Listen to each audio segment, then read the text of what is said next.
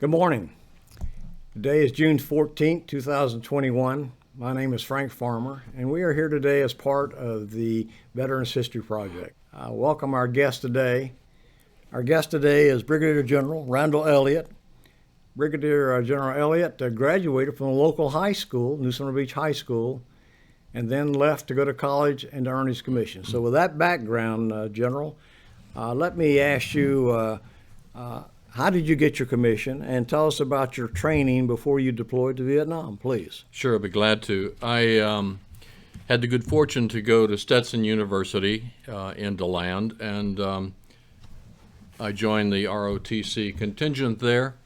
And after 4 years, I got a commission. I was the honor graduate, so I got a commission as a second lieutenant, and was then able to choose my first assignment, which was as a nuclear weapons officer in Germany. And shortly after that, after getting there and passing a nuclear weapons a test or exam, if you would, I passed it with a perfect score, so I became an inspector for the other period of time that I was in Germany. But before going overseas, I did, as soon as I graduated from Stetson, on a Saturday afternoon, the following Monday, I reported to Airborne Training, which, from my perspective, was the most difficult training I had prior to active service. It was, for me, much harder than Ranger training, but they were both very, very difficult kinds of tests, if you would, before you were awarded a graduate from those particular courses.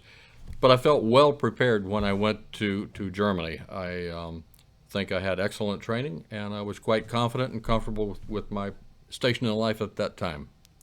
Now, you got your commission, as you said, in 1963, then went into training. You didn't go to Vietnam until 1967, so there were a number of years, which you've explained, your role as a nuclear weapons officer, your airborne training. But during this period of time, Vietnam was present, but it was at a low key. Hadn't really got built up yet, but from 1964, 65, it was starting to get built up.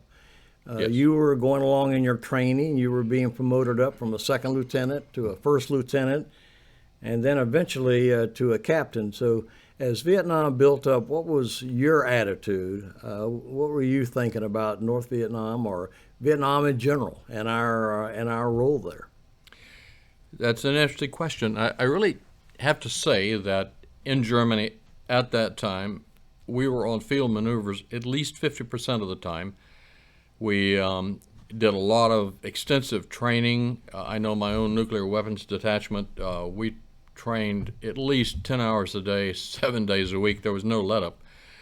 So there wasn't much free time. The only thing that I recall about Vietnam, we had a rotation system in the American Army where people only spent basically 12 months in Vietnam, and then they were rotated to other positions. And we started getting veterans from Vietnam, and they were passing on to other soldiers information that was not heartwarming, to say the least. And it started to put something of a cloud in my mind as to what we were doing there and how we were going about it. But most of the soldiers in Germany at that time had no qualms about saying, yeah, I'd go, I'd like to go. And many did, including myself. But there was that background noise, if you would, of returning soldiers that was discomforting, to say the least. So it was you were starting to get some inkling about the general public and the attitude of the public toward the Vietnam War in 64, 65. The Gulf of Tonkin incident occurred in 1964, which really drew the United States into the war much more at that time.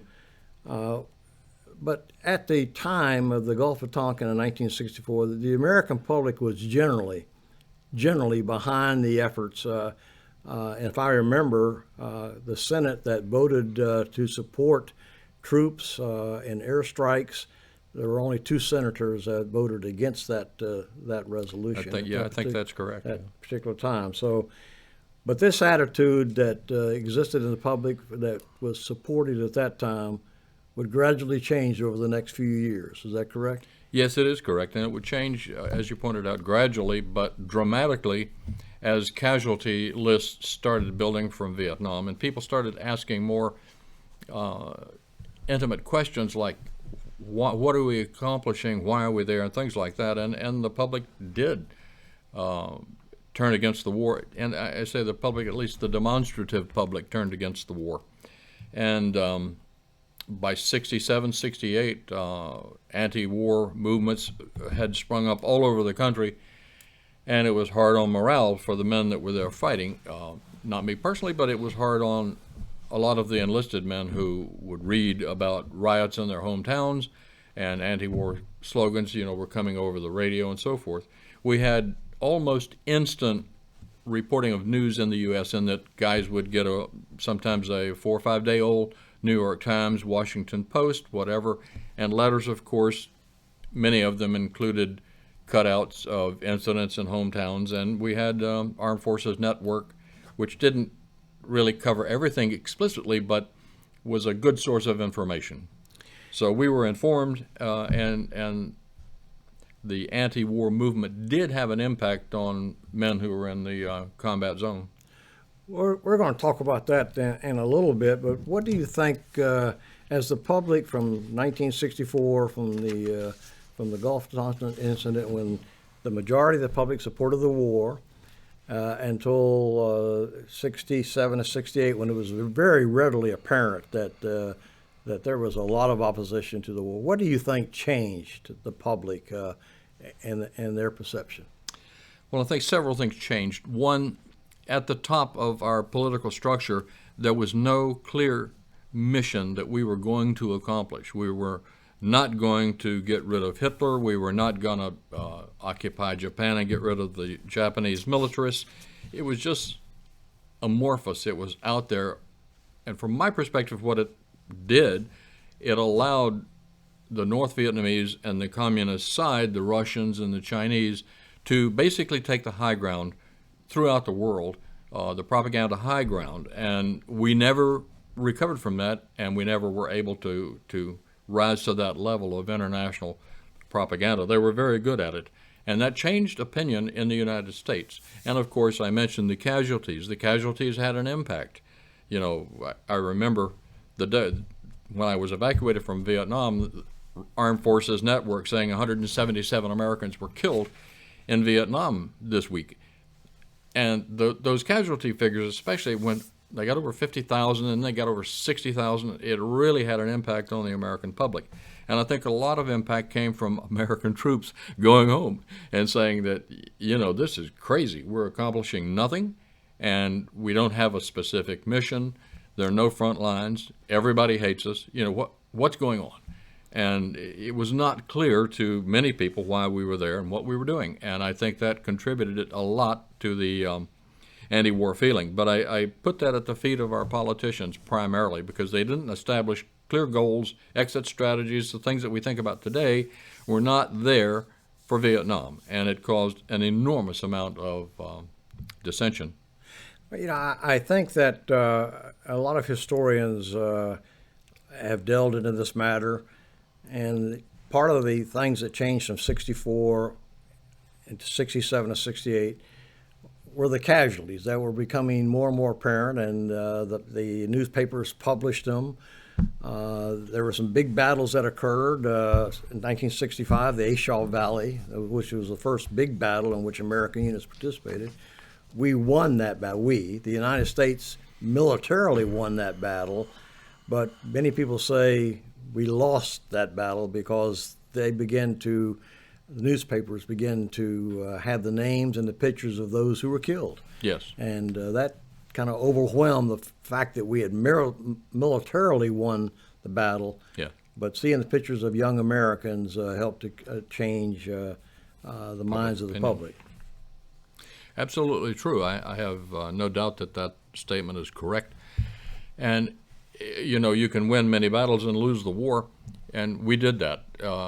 I lectured at Command and General Staff College one time, and young officers said, well, we didn't lose the war, we won every battle that we fought in. And I said, well, you might be right, but tell me what flag flies over Saigon. And the communists had a degree of perseverance, and I guess the best way to say it is dedication. And they were dedicated to winning that war. And American troops have real insight into what's going on. And I know at one time one of my men said, you know, Captain, the only way we're going to win this war is to pave North Vietnam.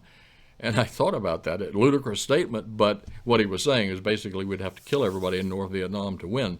And they were dedicated and determined to win, and ultimately did. So winning a battle it's important, especially to the people in it, but it by no means predicates the outcome. And the outcome was, for us, negative.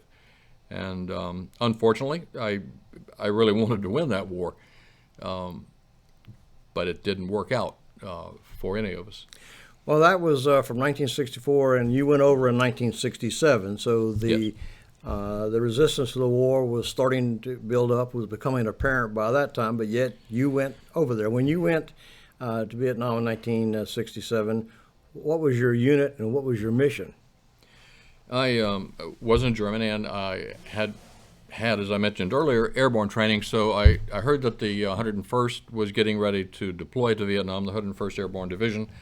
So I volunteered to go with the 101st, and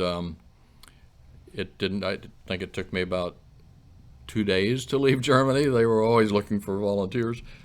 And I got to Fort Campbell, Kentucky, and joined the 101st. And I knew the division commander then, and it was great because as a very young captain, you had about 30-second interview with the division commander. And he recognized me and said, Elliott, what do you want to do? And I said, well, I'd like a command, sir. And as fortune or luck would have it, the reconnaissance company commander had broken his back in a jump about 2 days earlier. And he said, well, that position is open. Are you interested? And I said, yes, sir. I'll do anything to have that position. And he said, do you know what you're getting into? And I said, yes, sir. I have a very good idea what I'm getting into. And to be honest, I didn't have a clue. And as events turned out, it was a very challenging assignment. And our mission was basically, the 101st was the quick reaction division for all of Vietnam. And my particular brigade designated my battalion as the quick reaction battalion for the 101st. And what that means is we were invited to any unpleasant occurrences in Vietnam. We were alerted for Khe Sanh. We went to Hamburger Hill. We participated in the heaviest fighting because we could be moved quickly via helicopter, and most of our activities, most of our fighting was from heliborne operations. We would go into a section and be assigned to take a hill or do this or that. But our real mission was to meet the enemy and defeat them. And that was always clear to us, and we sought out the Vietnamese, the Viet Cong in particular, the North Vietnamese in the second half of my tour. But we sought them out with vigor and perseverance, and we very frequently found them. Now, South Vietnam was divided into 4 corps of operational areas. Could you tell us about those corps, and what corps did your unit operate in primarily?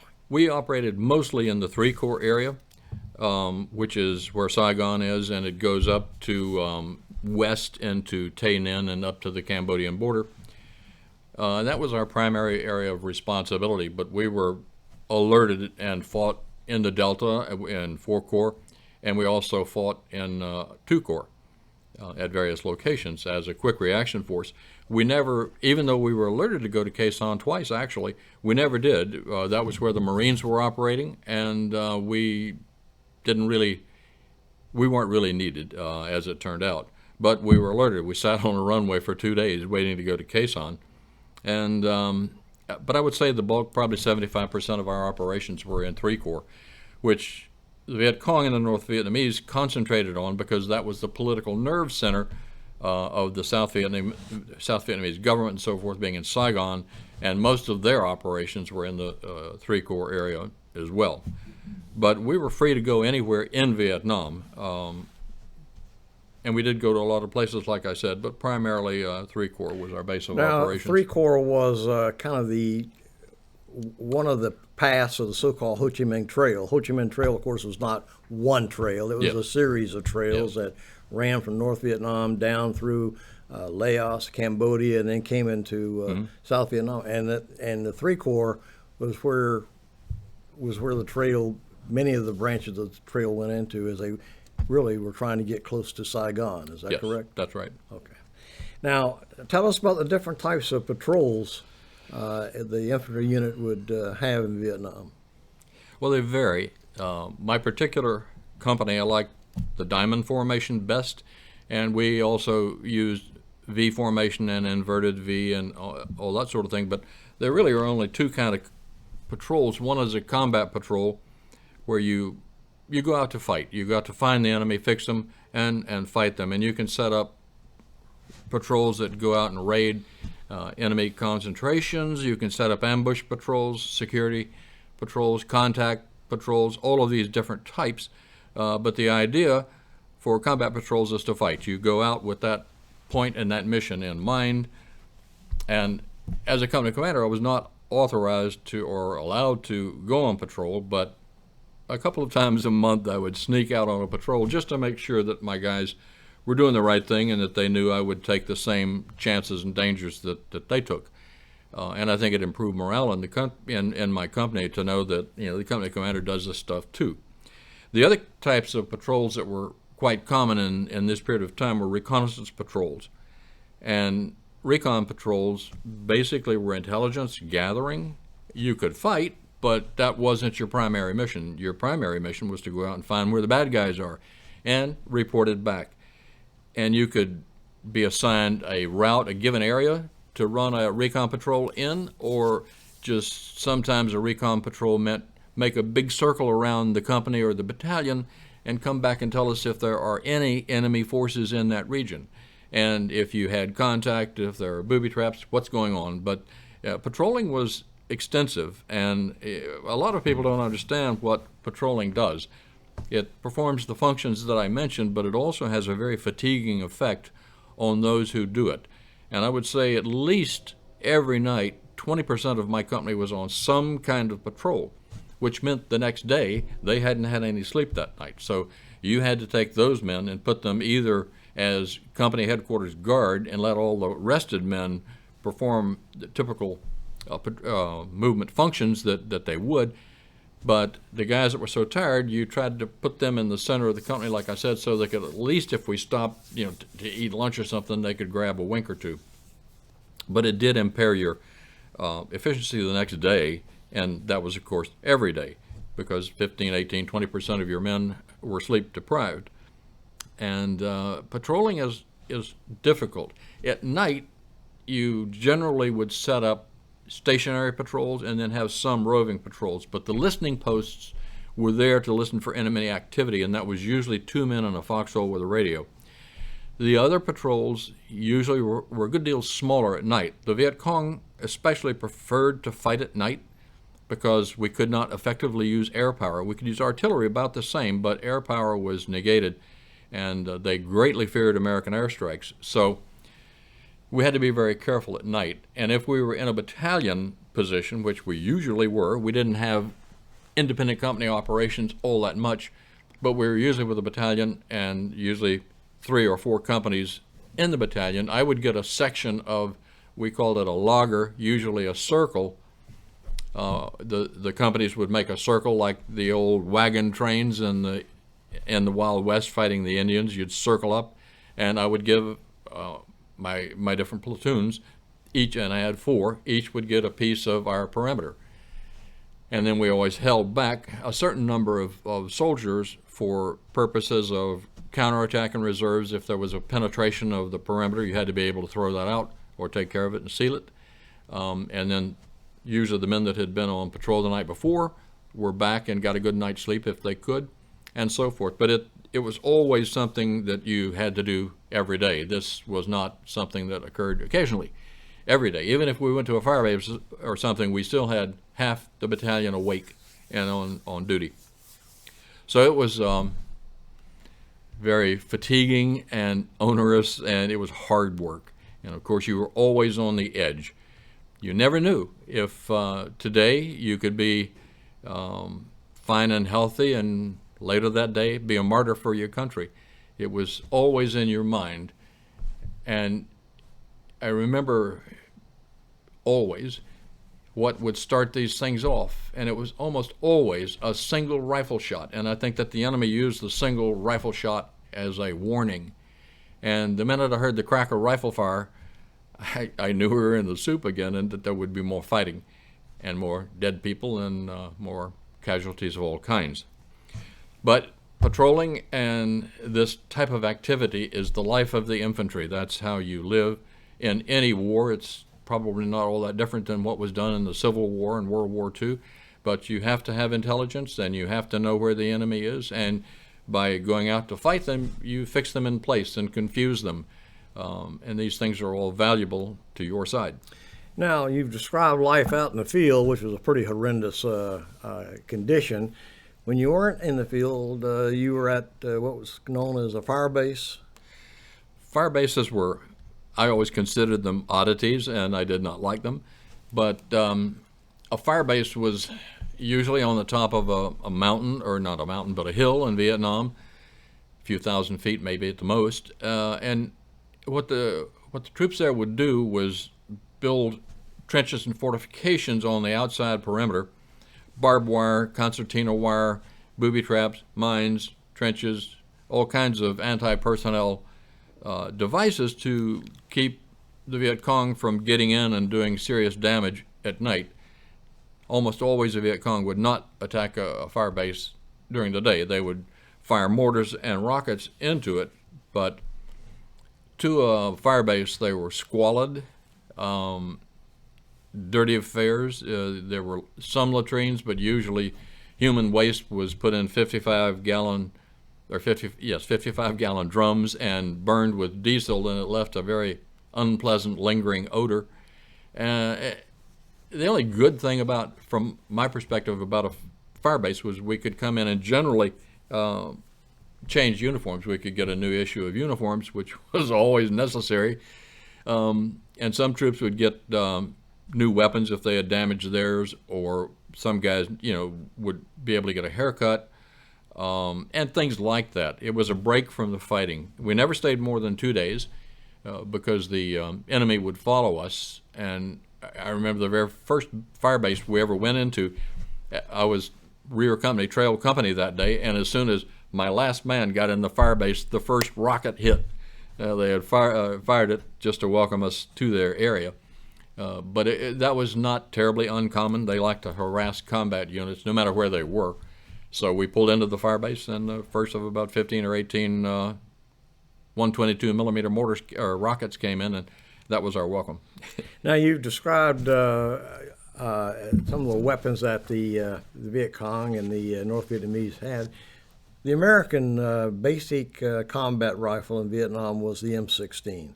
The M16 has gotten some criticism. So do you agree with that? And tell us not only about the M16, but tell us about some of the other weapons that you personally carried. I think I saw in your book you carried a 45 caliber pistol. You carried at one time a shotgun, and you carried at one time a M3 machine gun, better known as the grease gun, to the American troops. So tell us about those weapons, and particularly about your view of the M16. Sure.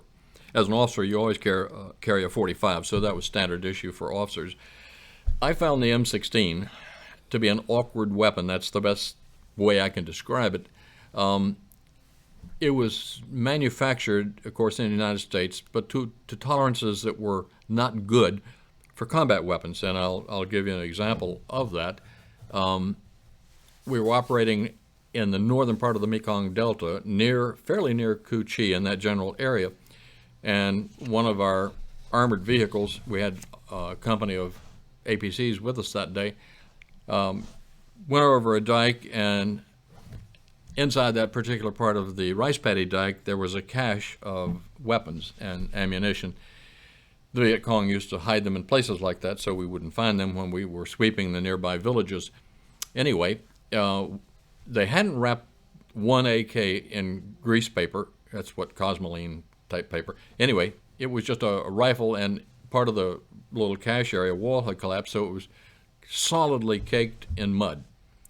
And one of my NCOs could tell because it has a very distinctive banana clip that showed a clip coming out of it shaped like a banana. And he picked it up and grabbed it by the front end of the rifle and hit it as hard as he could against the hull of an APC, and most of the mud fell off. And then with his boot, he cocked the AK and held it up on his shoulder, pulled the trigger, and it fired. And I got to tell you, that to me was an incredible lesson in how the Russians made weapons and how we did. A single grain of sand would stop an M16 from firing. It was too good. It was too precise, too precision made, and you don't need that in the mud and the stuff you run into in South Asia. And another thing about the M16 that I really disliked, like I said, it was awkward, but it just didn't have the ergonomics of the AK.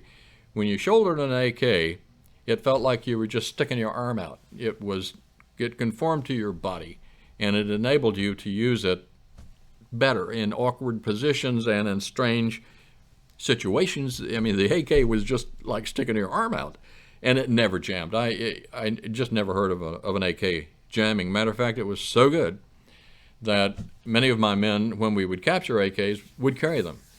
But since in fighting at night in particular, you try to hear what's coming in and what's going out, and the M16 and the AK make distinctively different noises when they're fired. So eventually I had to get rid of the AKs and standardize us to the M16. A lot of people weren't happy with it. And there was also a manufacturing flaw at the time. The powder charge in the cartridge of the M16 was not sufficient to blow the bolt back and reload. So, there were some technical things which are just minor engineering issues which were solved. But overall, I would give the edge to the AK in a heartbeat. And it was a fine weapon. I carried a grease gun. We pulled a special forces unit out of the fire one time. They were completely surrounded and just about to get overrun, and we got there in time to save them. And SF guys like to trade weapons, and I was carrying an M16 at the time. It was called a Car 15 for airborne troops, and it's just an M16 with a shorter stock and barrel. And he fell in love with it, and he had a World War II grease gun. He said, "Trade?" So I said, "Yeah, trade, done." And I thought the grease gun would be great because it fired a .45 caliber pistol bullet and very effective at short ranges. So I thought this would be a good deal, and it worked. I was confident that it would be a war winner for me, and I didn't really check the ammunition very closely. So the first night, it was about maybe 3 or 4 days after that, we got in a firefight, and I saw where the fire was coming from, and I pulled out my trusty grease gun and leaned over the edge of one of the forward foxholes and fired. And to my amazement and surprise, it had been loaded with tracer ammunition. So there was just this big, beautiful, illuminated stream going out from where we were, which attracted fire from every enemy troop within 10 miles.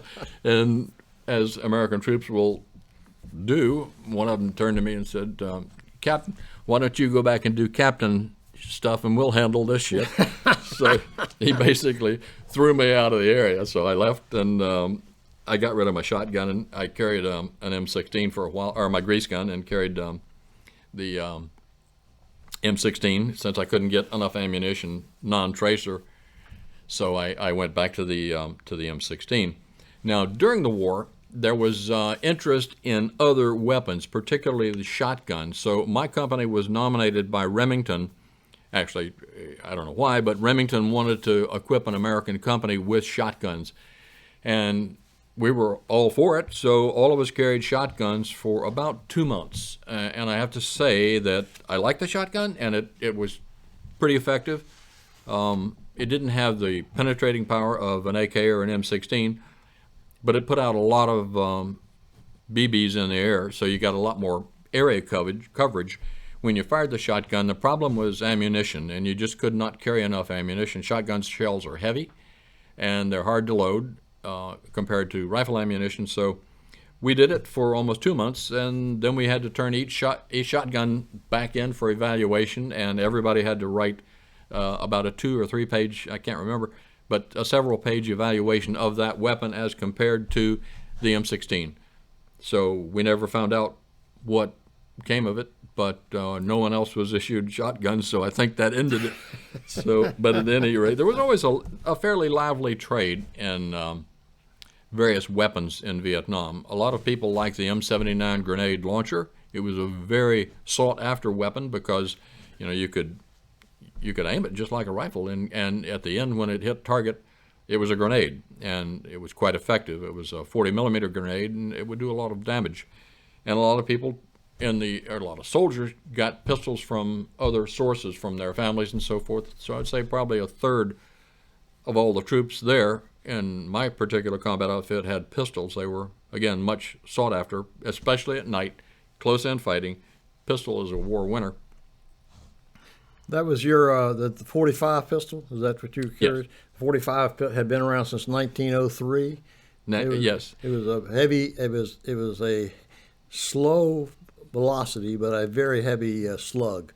Yes. It's I like to call it a hand cannon or something. It was developed in the early 1900s and called the 1911 because that was the year it was issued to the Army.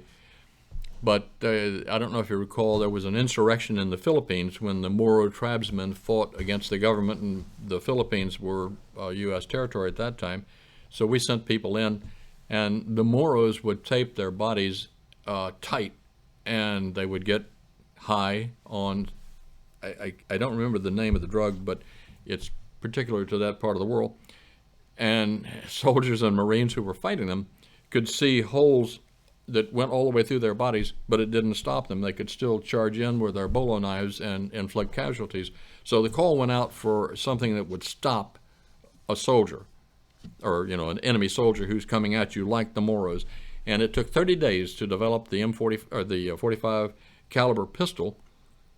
And with that low velocity, large weight bullet, as you mentioned, when that hit, people went down. There's just no, that's why I call it a hand cannon, because it had that effect. I mean, I only used it in anger once, and I can assure you that the target that I had, the person that I had to fire it against, it was incredible. I mean, it was just like they'd been knocked off the planet, and it's a very, very deadly weapon.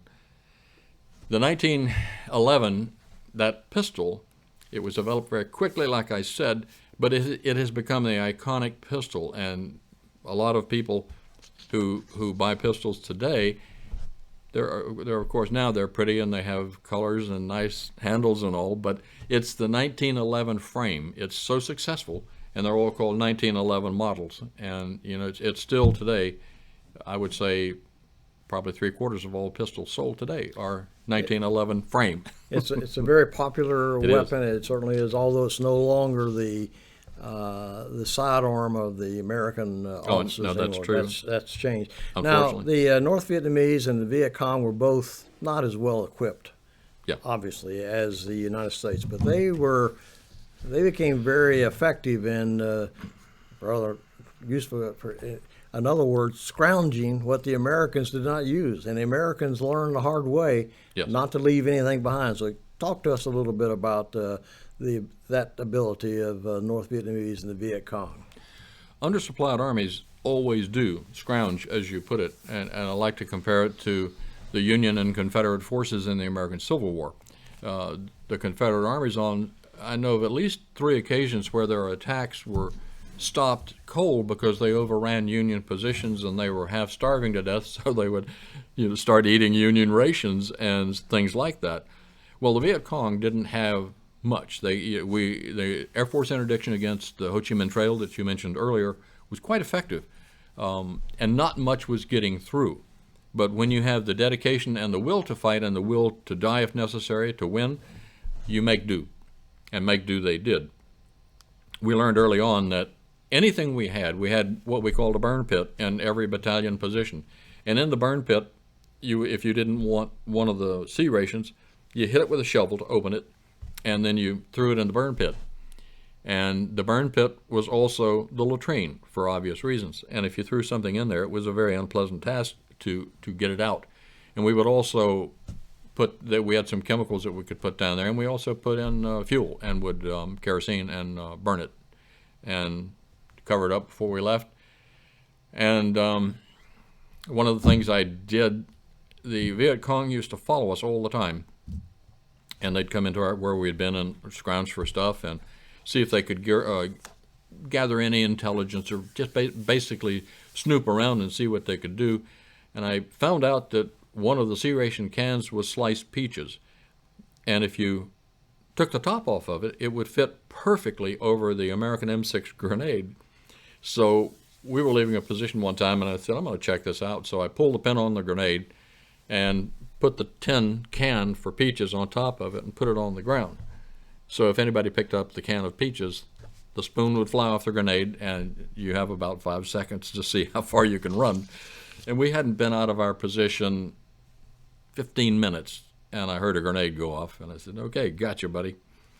And they did. They checked all of our positions all the time, and that's how they could easily mortar and rocket us when we came into a fire base or any other place, because they were always right back there.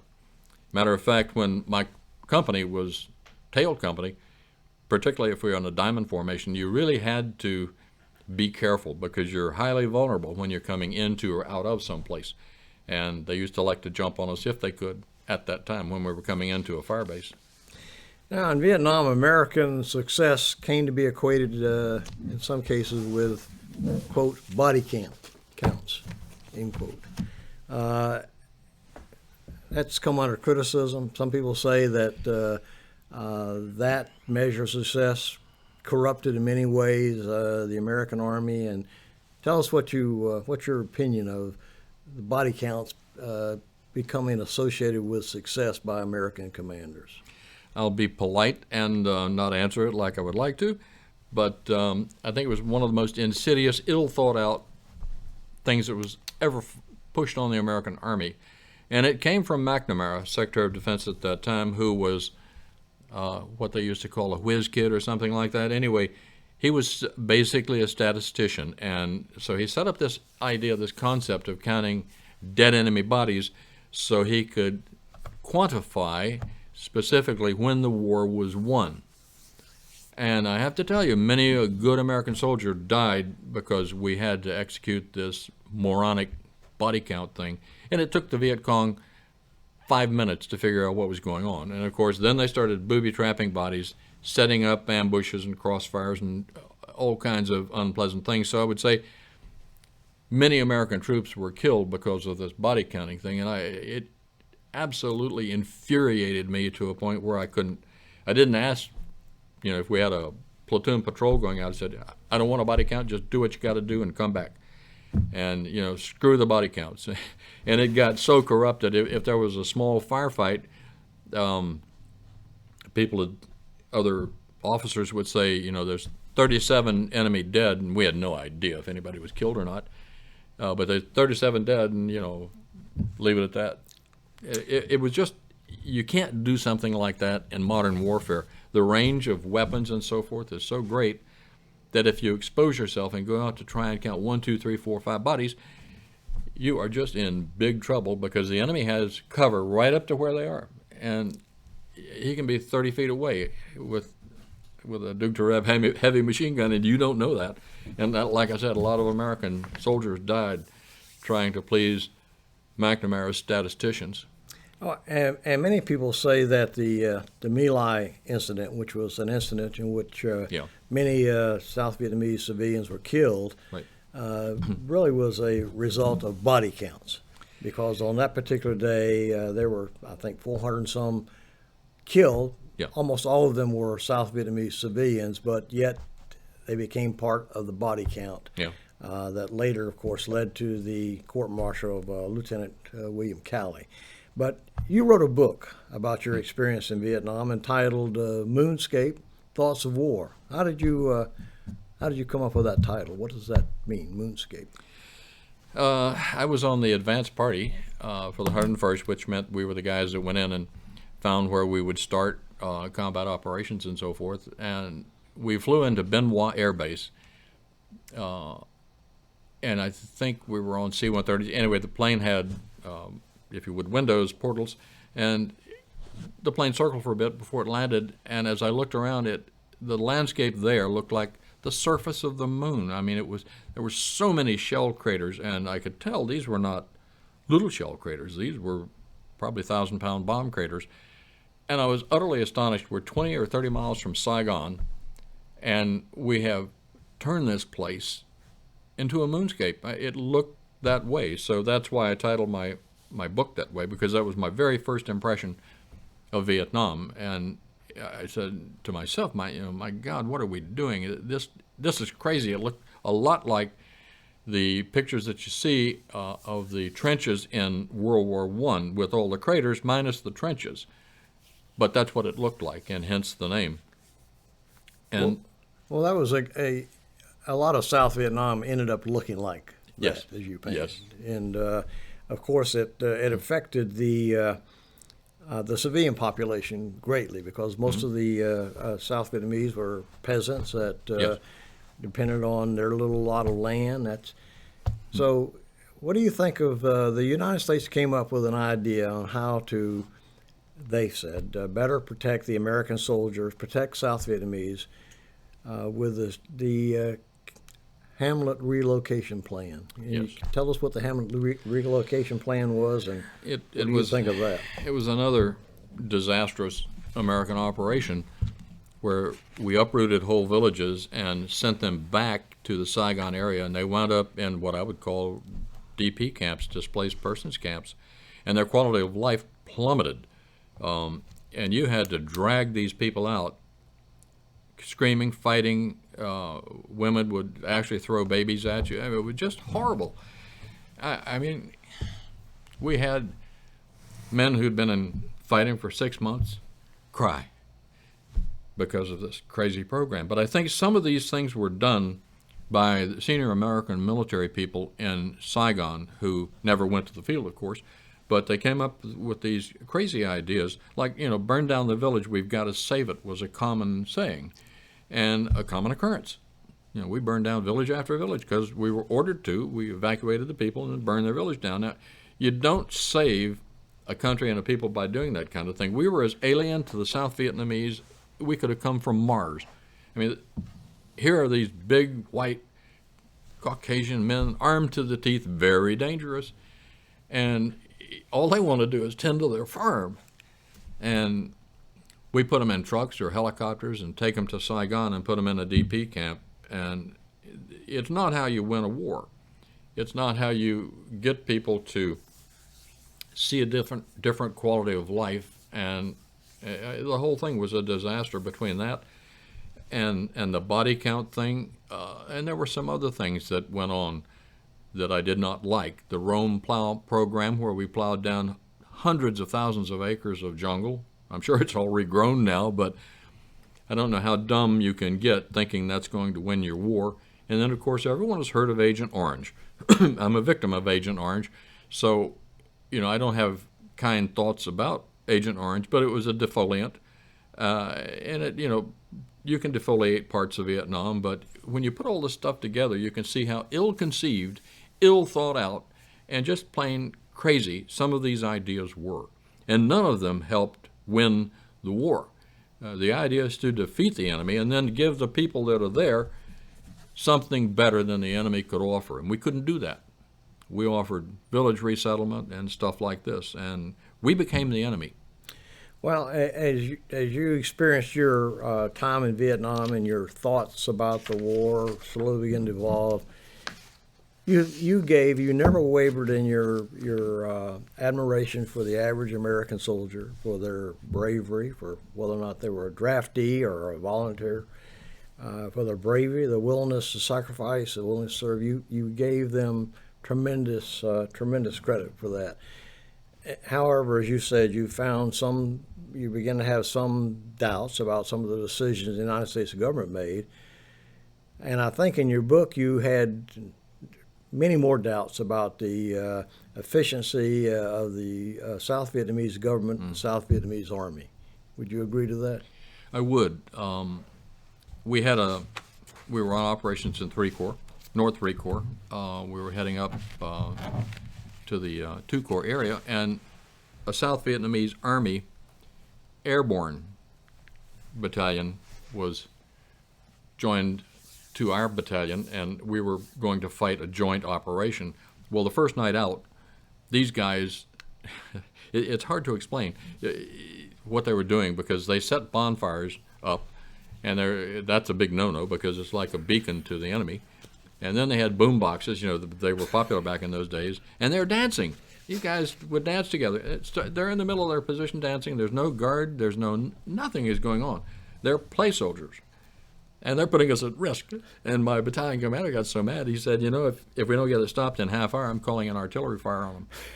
And that's just how bad it was. And the other thing is, this was an elite unit in the ARVN Army, it was called, the Republic of Vietnam Army. But well, not frequently, but every once in a while, we'd come into a location where they had been. And they'd come to a small village somewhere, and they would steal everything, including food. And that meant that the people there would very likely die if they didn't go to Saigon.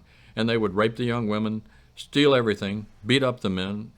And this is their army. Can you imagine American troops doing something like that in Montgomery, Alabama, or any other place in the United States? It just defied description. So I did not like the South Vietnamese. I didn't like anything. I didn't like the way they handled themselves. They were not good fighters. The minute the Viet Cong or the North Vietnamese would come near them, they would drop their weapons and run. So I had no feeling of band of brothers type fidelity with them. I thought they were terrible soldiers and borderline criminals. So I really had no use for them. Now, as I said, you never wavered in your support and admiration of the average American soldier. The average soldier is 19 years old. Tell us about your forward artillery observer, Andy Jackson. Andy Jackson. He was a fine young man. He was from California. He was an artilleryman and thought very seriously about becoming a career soldier, but a great guy. He always was right on with his the technical things that he had to do in terms of arranging artillery fire and so forth, and just a really great guy. Always had a smile on his face and knew what he was doing. He would sometimes call in airstrikes and artillery fire, but just a first-rate soldier. And unfortunately, he got killed, but we were all in that position where we could have all. And you also had another young man that left a great impression on you, your radio operator, Steve. Yes, another guy that was very good at the art of soldiering. I was usually too busy to prepare a fighting position at night. Steve would always make sure that I had a place when I got through with officer's call and so forth, and I deeply appreciated that. Otherwise, I probably wouldn't be here. But another young man that just wanted to do his duty and do his job and do it well and go home and be proud. And unfortunately, it didn't turn out that way for him. But 2 fine men who would have been great productive citizens in this country had they lived. You also had, in your book, you had great admiration, or exhibited great admiration for, again, all the soldiers, but you particularly singled out the helicopter pilots and the medics. Yes. Could you elaborate on that? I can. I think the medical corps in Vietnam could not have been better. I think every time we were in a serious fight, there were always casualties. It's just part of the price you pay. But when the crime medic would go out, I never saw a medic not get up and go help that guy who was wounded or dying. They always did, and it was just an amazing. I mean, sometimes, Frank, we would be under intense machine gun fire, and mortars are coming in, and all this stuff is going on, and somebody would say, medic, and the medic would get up and go. And that takes a very high level of courage, I think, and disregard for your personal safety, but it also, these were just dedicated men that I just can't say enough about. most of the time I'm speechless when I think about what the medics did and how they did it and under the circumstances that they performed. Helicopter pilots, a different breed, but they too would come into any place that you could clear enough for their rotor blades to get in. They would come in and pick up casualties, and of course they resupplied us all the time. And the first resupply we always wanted bullets, ammunition, brass, whatever you want to call it. We wanted that first, and then food second, and mail third. And they usually did that very well. But I think the pilots and the medics, the helicopter pilots and the medics, were really exceptional people. Now, you had one medic that was a conscientious objector. Yeah. Did not want to carry a weapon, but became a medic. Made a great impression on you. If I remember, he had a premonition that he was not going to make it home. So tell us about that conscientious objector that you had great admiration for. I did. COs never bothered me. I mean, if they wanted to serve, and if they did join the military and made it clear that they were a CO, they almost always went to the medical corps. And that was good because they didn't have to be armed, and most of them weren't. But at least they got to serve and prove that they're loyal citizens. And what else can I say? I mean, that was about it. But they were in that group of medics who would never deny the call of medic and would always get up. And unfortunately, now, he had a premonition that he was not going to get home. Did he get home? He actually did. He was lightly wounded, but he got home. One of the things that American soldiers are best known at is their improvising under difficult conditions. And I found it fascinating that the soldiers of Vietnam found a way to warm their coffee. They often did not have the apparatus that was designed to warm the coffee, so they improvised. Yes. And they improvised at a pretty high cost for a cup of coffee. But tell us how they warm the coffee. Well, we were using what's called not Bangalore torpedoes, but another munition. Claymore. I'm sorry. Was it with Claymore? Oh yeah, the Claymore. We were using too many Claymores, and so all of the officers in my battalion were called to Saigon for a quick 2-hour conference on proper use of Claymores. And a Claymore mine, devastating weapon, but it cost about $150, I think, to make at that time. And troops don't care, and most people don't know it, but if you strip out the BBs that it blew forward, the explosive component in the back is a plastic explosion, or an explosive called C4. And if you tether it out into a long line about the size of telephone wire or something, and light it at one end, it burns furiously. It doesn't explode, but it burns. And you can hold your cup of coffee over that, and by the time you get to the end of the wire, it's boiling. So after we were fed this stuff about we were using too many Claymores, we came back and briefed each of our companies. And I remember looking up, and as I was briefing my men, they're sitting out in a big semicircle. 2 or 3 of them are ripping open Claymore mines and pulling out the explosive to make coffee. And it turned out to be something like $80 for a cup of coffee, something like that. And anyway, it was very expensive, but I have to be honest, troops don't care about expense. They just want to be comfortable as they can and stay alive. I fired an artillery preparation for a division operation, and this is the entire 101st Airborne Division going into a single landing zone. And what we did there, every artillery battery within range fired, and I was in a helicopter, and you could see the 175 millimeter guns about 15 miles out, and then the 8-inch guns, and then the 155 howitzers, all the way down to the 105s guns and the mortars. And they fired in concentric rings, and all of this ammunition, all these munition landed on the LZ at precisely the same instant, and it was almost like a nuclear explosion going off. I mean, it almost rocked we were 5 miles away, and it almost knocked us out of the air. But that particular preparation and the artillery fire that I was able to call in, and the airstrikes and all the other stuff during that day, the whole thing cost $23 million just in blank cost per artillery shell, per bomb. I didn't have anything to do one day. I figured it up. And it's just amazing the amount of money, and that's another thing I would say that fatigued, I think, the American public. We were profligate in our use of weaponry, and it was not cheap. We were using munitions at a horrendous rate, and of course we were getting aircraft and helicopters shot down.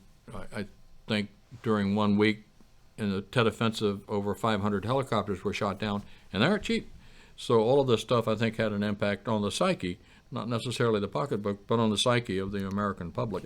Now, when you're out in the field with your coffee and heating it up with the C4 from the Clearwater mines, you also had sea rations. And Yeah. I think at that time in Vietnam there were 12 different versions of That's sea correct. ration, which was an improvement from World War II, where there were Yes. 3 versions of it. But you said there were only about 8 that were edible, if I remember. Tell us about your sea rations. Well, the rate that I could enjoy. Ham and eggs made in 1949 in a cold can did not do much for me, but that was one of the 12 sea rations.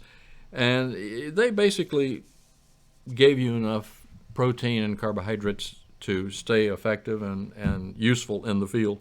So we always had plenty of sea rations, but the monotony is what got to you. I enjoyed 8 of the meals, and they had little nice things in them, the little pecan roll things, and the sundry pack, excuse me, had toilet paper and other things that you could use when you were in the field. They never had shaving gear or toothpaste or anything like that, but they did have a few small things in that were useful. But the boredom, when you think about it, you have, and most troops were that way, you had about 8 sea rations that you could enjoy.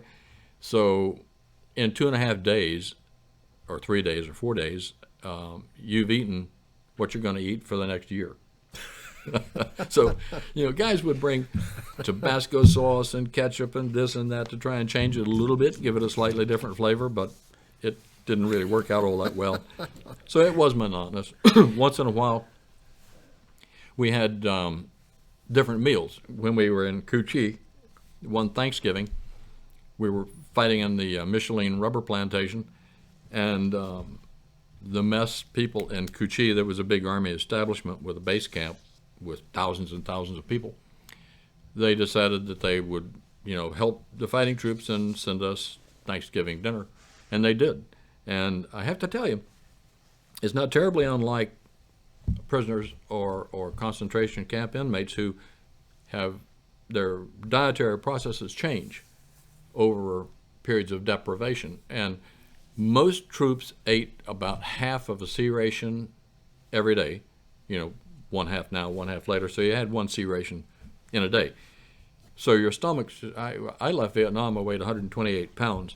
So your stomach shrink and your ability to absorb things, I think, shrinks. Anyway, we got so sick from eating turkey and gravy and all the trimmings, and our battalion was declared combat ineffective for 2 days because we just were not used to that rich, heavy food, and everybody got sick. But it was well meant, so nobody was mad. But what can you do? Now, you as you came up to the end of your tour, the average tour in Vietnam was 12 months. Yes. And you came up toward that 12 months, ready to go home, had been fortunate, had not been wounded or hurt, but yet you extended for another 6 months. Why in the world would you do that? Difficult question, and I've asked myself that many times. But I still had men who had deployed with me. Some of them had extended, and some had just come in. We're going to be there another month, and I didn't feel like I could leave with some of my original troops still in country and still in the combat unit, my particular battalion in the 101st. So out of loyalty to them, I wanted to stay. And then there were other factors at work. I didn't want to go home and come back. If you stayed for 18 months, you got a longer break before your next deployment. So I didn't want to go home and be there for a year and then come back to another combat unit. I didn't think I could do that. And I didn't think if I did, I wouldn't live. So I said, I want to get this over with now. I want to continue fighting, and maybe we will win the war. But by then I knew we wouldn't. So it was with some hesitation that I extended my tour.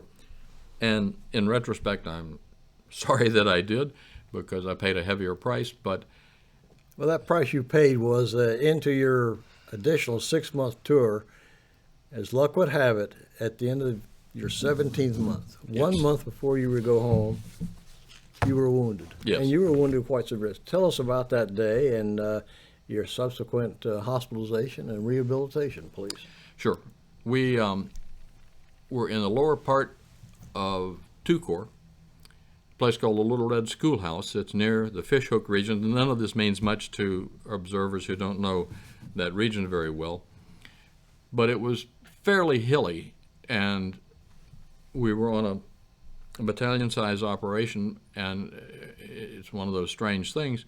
I don't think that the enemy did any kind of adequate reconnaissance, because we were larger than they thought. But anyway, there was fighting that night, and they had taken a hill position, pretty close, I'd say within a kilometer of where we were, maybe closer.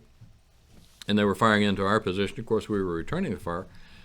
And then they conducted a ground assault, and my company that day was the reserve company for the battalion. So we were having it easy, camped out near battalion headquarters, getting a fair night's sleep. And when the fighting started, it didn't seem too serious. But when they started the ground assault, I was very worried. And as reserve for the battalion, I knew we would be first in. And so I remember getting up out of my fighting position to go ask the battalion commander if he wanted me to go ahead and deploy.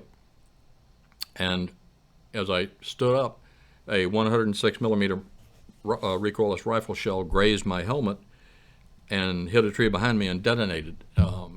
And I woke up in Japan. So in the hospital, and first I was evacuated to the 25th Medevac in Saigon, and then to Camp Zama in Japan. Had a fairly serious head injury. When the recoilless rifle shell did detonate, I was hit with 27 pieces of shrapnel, and the explosion drove me into the ground and broke my jaw in several places, and it did other damage, but that's the most serious. So I was evacuated first to Camp Zama, Japan, which was for burn patients and head injuries, and I was there for about 2 months. And then I was evacuated to Tripler Army Hospital in Hawaii and started physical therapy, and they were able to get the rest of the shrapnel out there. I still have one small piece, but the other 26 are gone. And then I was evacuated to Walter Reed for final physical therapy. So you were hospitalized for, what, 3 months, 4 months? No, a little over 8. 8 months? Yeah, the longest was physical rehab, because it had injured my back, and I had to go through all that stuff. Well, you came back home. You survived, obviously. Came back home. You finally left active duty, went to work for the State Department. Yeah. But stayed in the reserves. Yes. And later on, as you advanced up the rank, you were recalled to active duty at the first Gulf War and sent to Kuwait. Yep. What was your job in Kuwait at that? And by the way, what was your rank at that time? At that time, I was a full colonel, and my job was to create the Kuwait Task Force, which was assigned the mission of rebuilding the nation of Kuwait. And so I put together an incredible team, and we were able to do it in a year. So we got the country back on its feet, we got the government reinstated, got the embassy stood up in Kuwait, and so forth. It was really a fascinating project, and not nearly so difficult and bloody as Vietnam. Now, you retired as a brigadier general.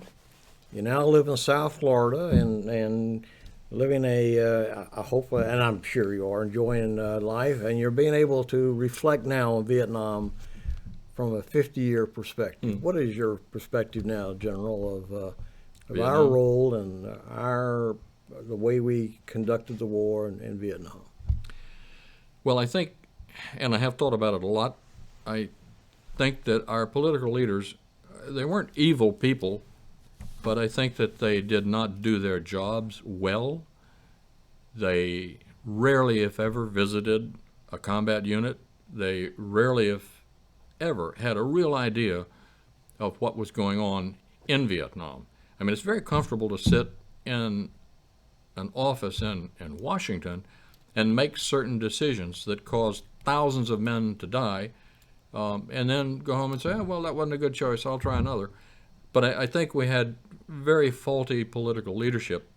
They didn't understand the nature of the war, that it was truly a civil war, and we were getting ourselves right in the middle of it, and that we were empowering a side that was totally corrupt and had no chance of ever becoming an effective government. And then all of this is compounded by superpower support from the Soviet Union and Communist China, supporting and enabling the North and the Viet Cong to do pretty much as they pleased. So it was crazy from the start, crazy during the war itself, and it ended in crazy fashion. So I think there was no real goal, there was no exit strategy, nobody did their homework. And that's my bottom line. Our political leaders, to put it bluntly, screwed it up. And I think we wound up having the most divisive situation going on that one could contemplate. And it kicked off and precipitated the first real questioning of governmental authority in this country, and that has not gone away. Now everything that anybody does, any president, anything that comes from Congress is questioned like never before. People used not to do that. They used to just accept what the government said as kind of gospel. But Vietnam changed that entire philosophy, and people started to say, you know, what the hell is with this government? And I think justifiably so. I have never had ill feelings about the men who went to Canada. They took their path. I volunteered to fight in Vietnam, so I took my path. They took a different path, as I did, but I hold no grudges. Well, we've covered a lot of topics, General, today, and as we end this interview, is there any other topic that I did not touch on that you would like to comment or make at this time? I don't think so, Frank. I feel exhausted. You asked really good questions, and I do appreciate it very much. Well, I appreciate it. I'm sure the viewers appreciate it, and your country appreciates the service that you had, General. And thank you very much for taking the time to come and be a part of this interview. Thank you. Well, thank you, Frank, and it's my pleasure to be here, and thank everyone who's participated here. I certainly do appreciate it. Thank you.